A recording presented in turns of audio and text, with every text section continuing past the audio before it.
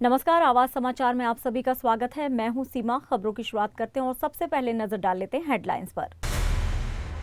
बेगूसराय में करीब 1 किलोमीटर पैदल चले राहुल गांधी। तीसरी बार बिहार के दौरे पर हैं राहुल। बिहार में जेडीयू को बड़ा झटका, एक साथ 15 मुस्लिम नेताओं ने दिया इस्तीफा। मुंबई साइबर सुरक्षा का नया अध्याय, निर्भया साइबर लैब का सीएम देवेंद्र फडणवीस ने किया उद्घाटन। जम्मू कश्मीर विधानसभा में वक्फ बिल को लेकर जमकर हंगामा। टैरिफ पॉलिसी से कांपा शेयर बाजार, भारतीय बाजार के लिए साबित हुआ ब्लैक मंडे। और एलपीजी गैस सिलेंडर की कीमतों में बढ़ोतरी।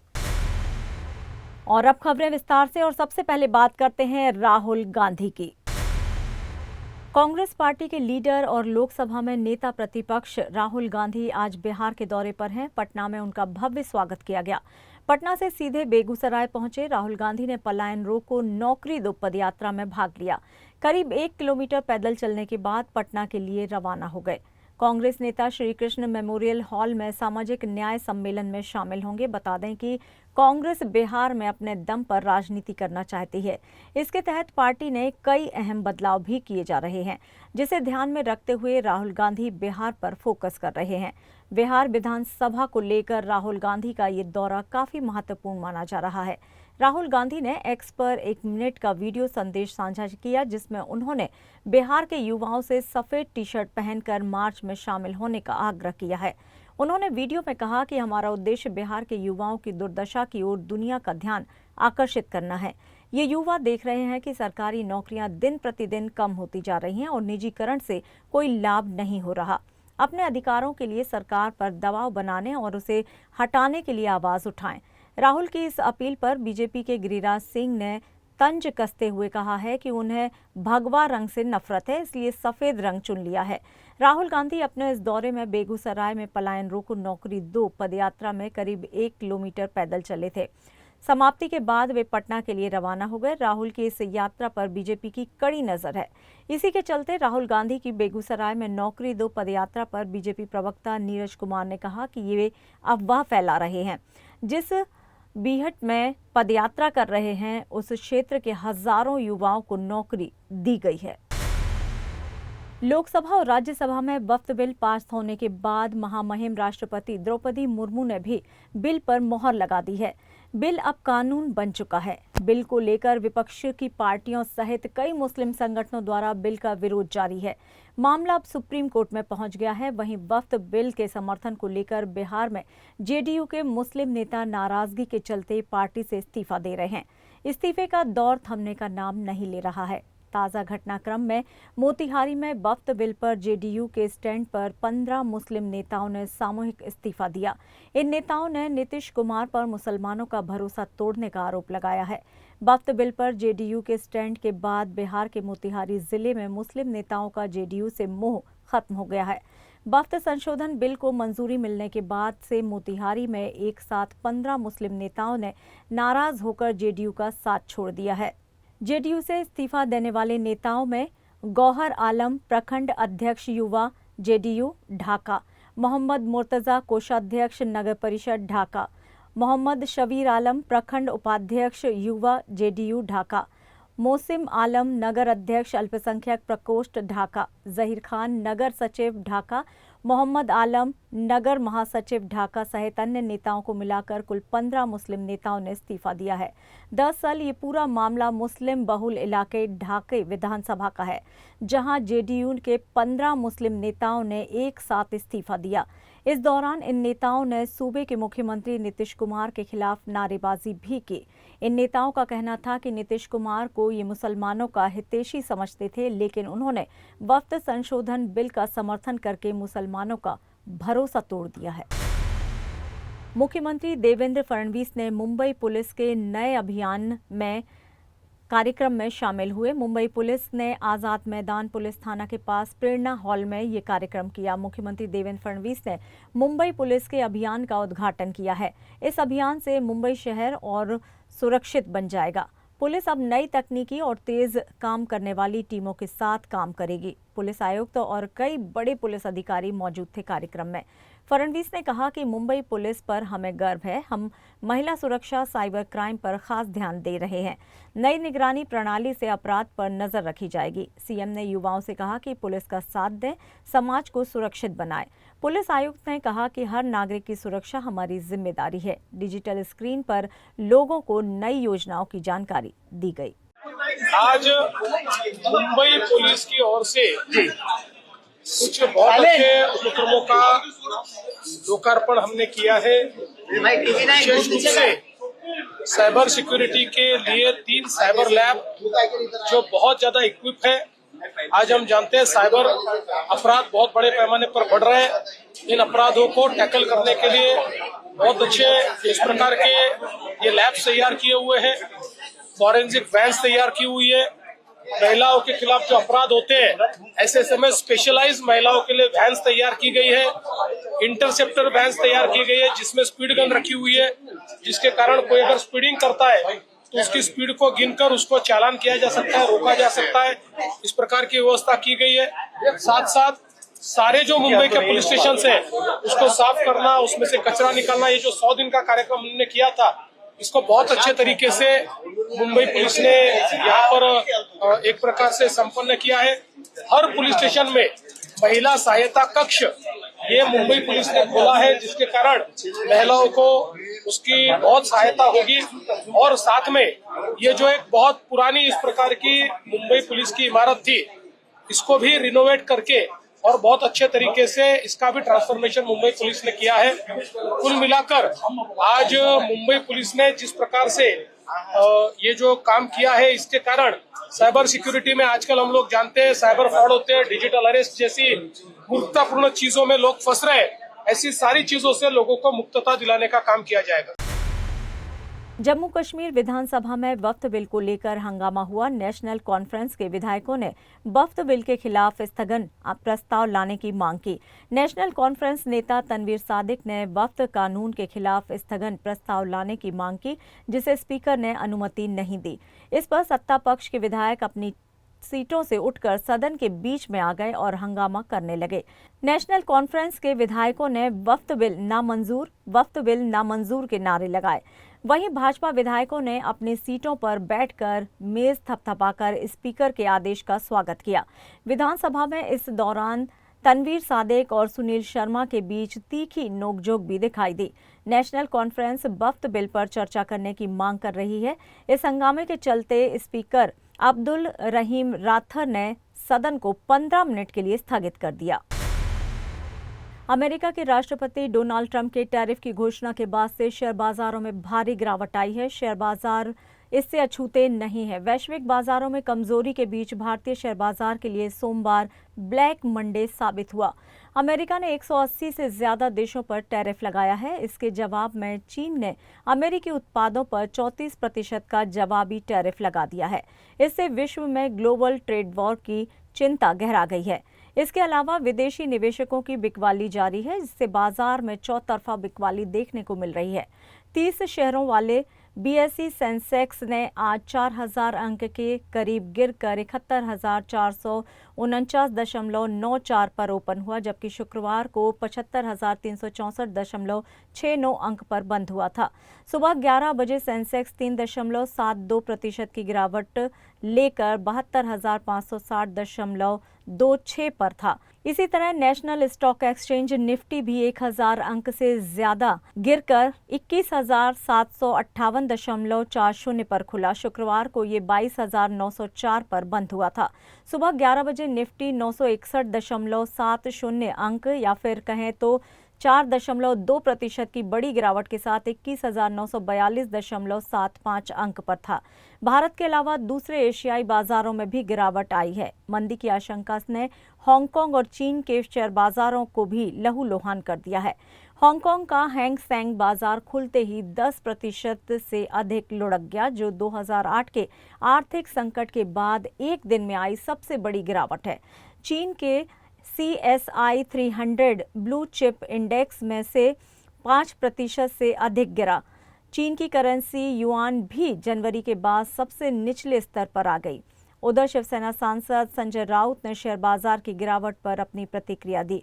उन्होंने कहा कि बाजार की गिरावट है, लेकिन इसका असर ना तो मोदी जी पर दिख रहा है और ना ही अमित शाह पर। ट्रंप की नीतियों के खिलाफ अमेरिका की जनता सड़कों पर उतर आई है। आशा करता हूं कि भारत की जनता भी ऐसा कदम उठाएगी। टेरिबली मार्केट डाउन हो गया है, लेकिन टेरिबली मार्केट डाउन होने का कोई असर मोदी और शाह जी के ऊपर नहीं दिखता है। अमेरिका में जिस प्रकार से लोग सड़क पर उतरे, क्यों? जो एक वहाँ अलायंस हुआ है, president Trump and Elon Musk में एक अलायंस हुआ है और एलन मस्क पूरा देश कंट्रोल कर रहा है। पूरा शेयर बाजार वहाँ का उद्योग, वहाँ की फिनांस, हमारे देश में भी यही हो रहा है। शेयर बाजार से लेकर पूरा आर्थिक जो क्षेत्र है वो एक उद्योगपति मोदी जी और अमित शाह 3 लोग कंट्रोल कर रहे हैं। अमेरिका के 50 स्टेट में लाखों लोग सड़क पर उतरे हैं डेमोक्रेसी बचाने के लिए। हमारे देश में भी जल्द ही, मुझे लगता है, मुझे विश्वास है, इस देश को बचाने के लिए, इस देश का डेमोक्रेसी बचाने के लिए, इस देश का फ्रीडम बचाने के लिए हमारे देश में भी इस प्रकार से रिवोल्यूशनरी कदम लोग उठा सकते हैं। पेट्रोल और डीजल में एक्साइज में 2 रुपए की बढ़ोतरी के बाद अब घरेलू गैस सिलेंडर की कीमतों में इजाफा किया है। सरकार की अधिसूचना के अनुसार मंगलवार 8 अप्रैल से एलपीजी की कीमतों में 50 रुपए प्रति सिलेंडर की कीमतों में बढ़ोतरी होगी। इससे पहले सरकार ने पेट्रोल डीजल की एक्साइज ड्यूटी में बढ़ोतरी करने का फैसला किया है। गैस सिलेंडर 50 रुपए महंगा हो गया है। आज पेट्रोल मंत्री हरदीप सिंह पुरी ने बढ़ोतरी की जानकारी दी। ये बढ़ोतरी उज्ज्वला योजना और नॉन उज्ज्वला यानी कि सभी उपभोक्ताओं पर लागू होगी। गैस सिलेंडर की कीमत अब 803 रुपए से बढ़कर 853 रुपए हो जाएगी। वहीं उज्ज्वला योजना के लाभार्थियों के गैस सिलेंडर की कीमत 500 रुपए से बढ़कर 550 रुपए हो जाएगी। आखिरी बार सरकार ने 8 मार्च 2024 को महिला दिवस पर सिलेंडर के दामों में 100 रुपए की कटौती की थी। तब दिल्ली में सिलेंडर 903 रुपए का था। पेट्रोलियम मंत्री ने कहा कि ऑयल मार्केटिंग कंपनियों को लागत से कम कीमत पर सिलेंडर बेचने के कारण लगभग 41,000 करोड़ रुपए का नुकसान हुआ है। इस घाटे को कम करने के लिए कीमतें बढ़ाने का फैसला लिया गया है। केंद्रीय मंत्री ने बताया कि ये फैसला स्थायी नहीं है और इसकी समीक्षा हर 2 से 3 हफ्ते में की जाएगी। प्रधानमंत्री उज्ज्वला योजना cylinder came down to about 503 rupees and for an ordinary cylinder to 803 rupees. Now, this has resulted in a cumulative loss of 41,338 crores last year. आवाज समाचार में यहाँ लेंगे एक छोटा सा ब्रेक। आप बने रहिए हमारे साथ।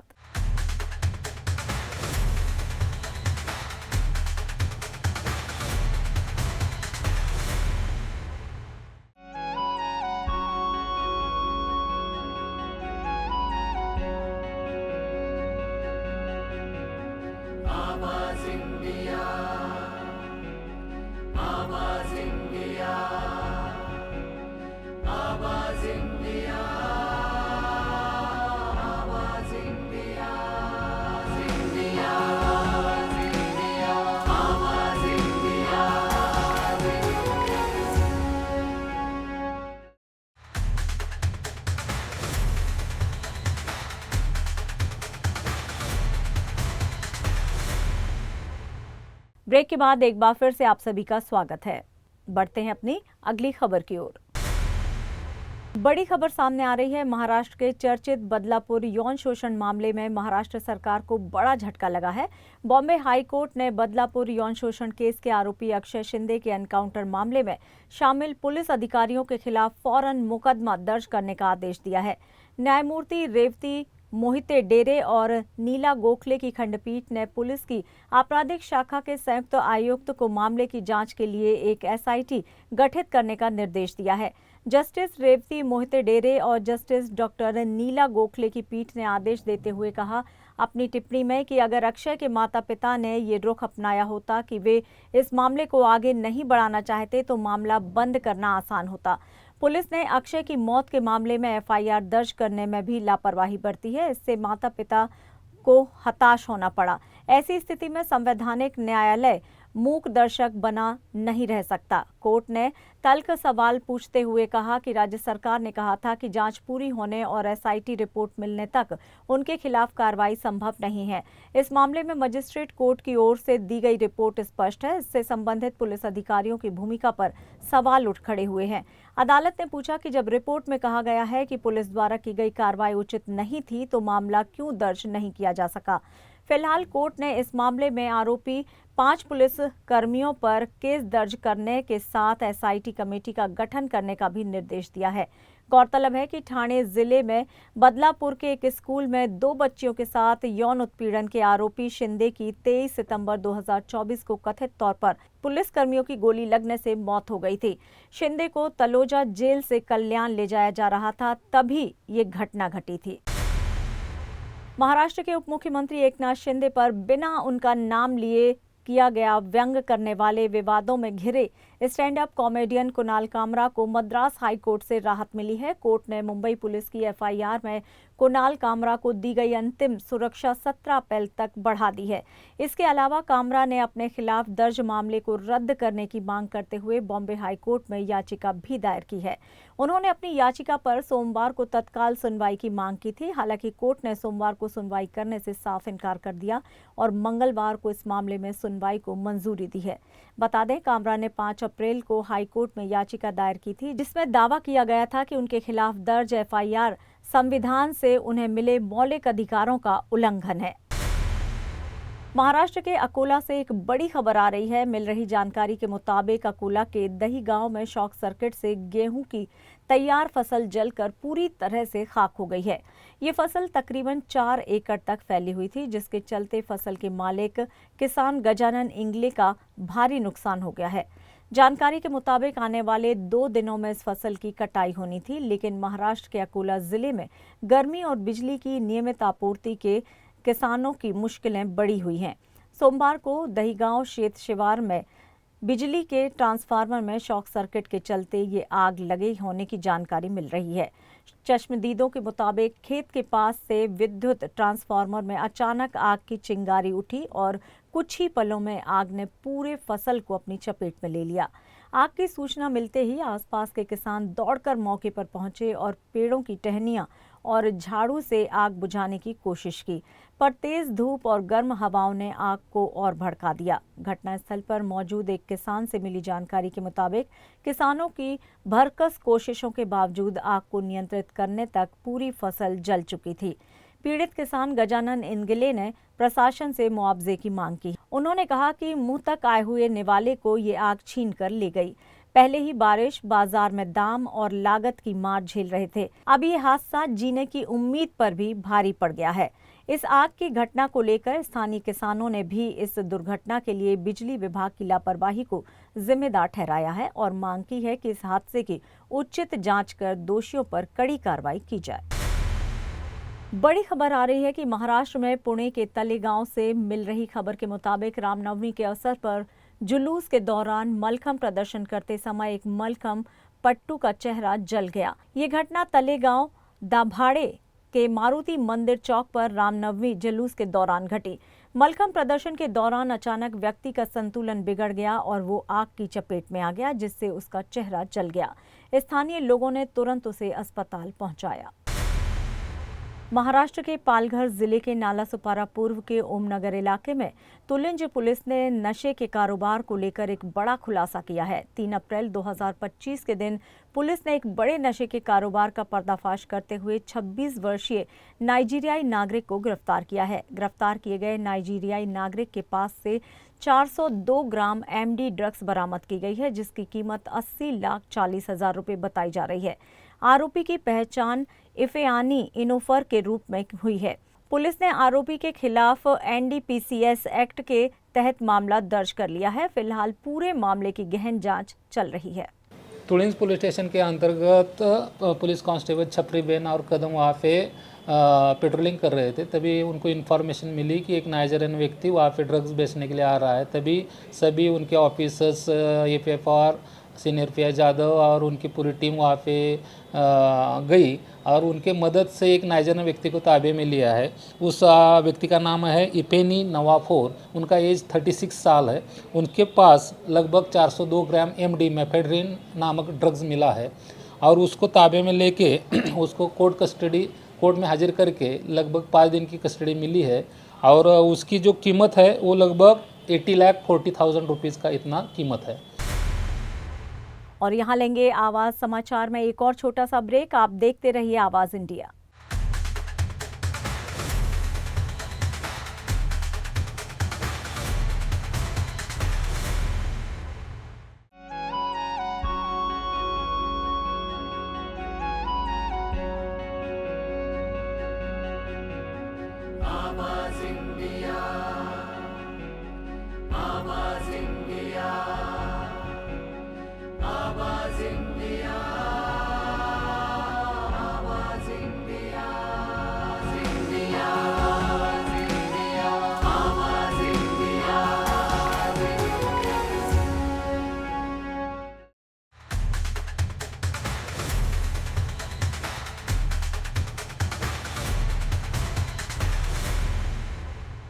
ब्रेक के बाद एक बार फिर से आप सभी का स्वागत है।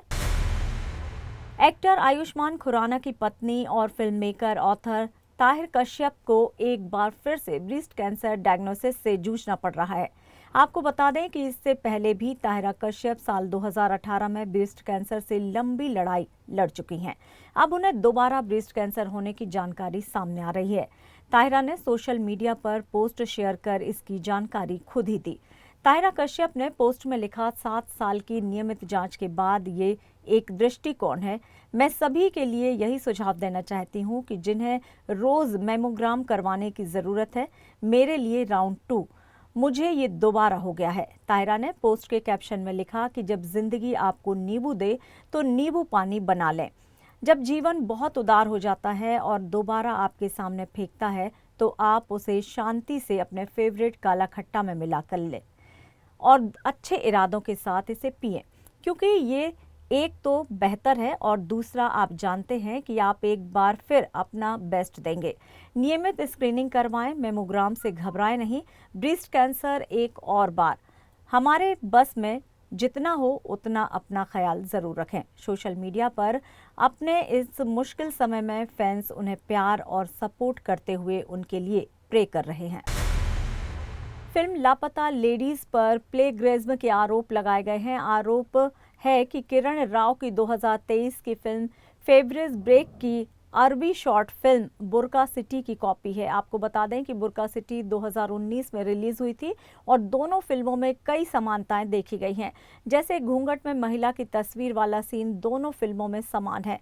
फेवरेज ब्रेक ने IFP से बातचीत में कहा है कि मुझे हाल ही में इसके बारे में पता चला। मैं ये सब देख के हैरान और दुखी हूँ। मैं इन सभी पर लापता लेडीज के मेकर से बात करना चाहता हूँ।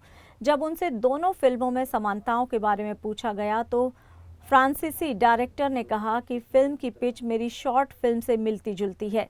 इसमें भी एक दयालु प्यार करने वाला भोला पति है, एक भ्रष्ट पुलिस अधिकारी है। घूंघट में महिला की तस्वीर वाली सीन में भी समानताएं हैं।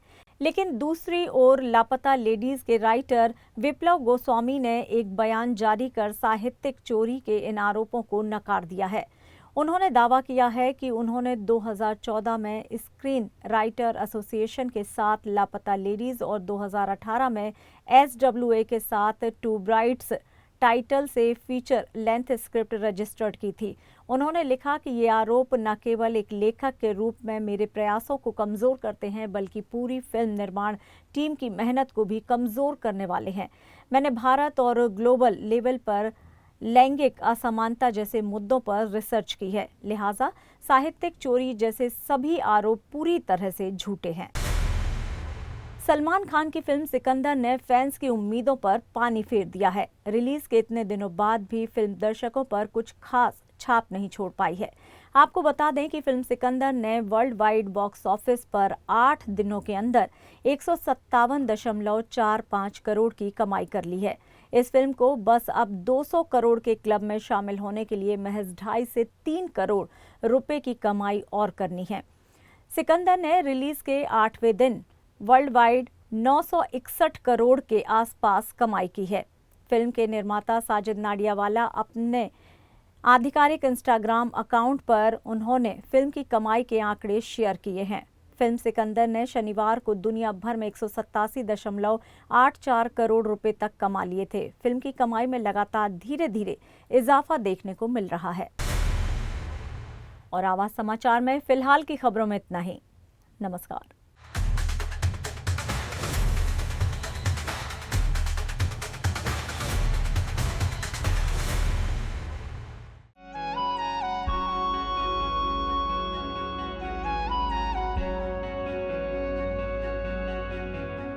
आवाज इंडिया।